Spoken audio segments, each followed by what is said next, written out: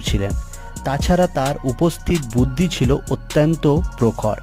আমাদের শাস্ত্রে একটা কথা আছে, নরানাং নাপিত ধূত। গোপালের মধ্য দিয়ে বর্ণে বর্ণে এই শাস্ত্র বাক্য প্রতিফলিত হয়েছিল। গোপাল রসিক এবং দ্রুত ছিলেন বটে, কিন্তু তার এই দ্রুততার দ্বারা তিনি কাউকে প্রতারিত করেননি। তার প্রতিটি কার্যকর্মের মধ্যে দেখা যায় মানুষের কল্যাণ আর দুষ্টের উচিত শাস্তি। গোপালের উপস্থিত বুদ্ধি এবং দ্রুততার সংবাদ পেয়ে মহারাজ কৃষ্ণচন্দ্র তার সভায় গোপালের স্থান দিয়েছিলেন। সুযোগ পেয়ে গেলেন গোপাল তার অসাধারণ বুদ্ধির সাহায্যে মহারাজ কৃষ্ণচন্দ্রের মন জয় করে ফেলেন।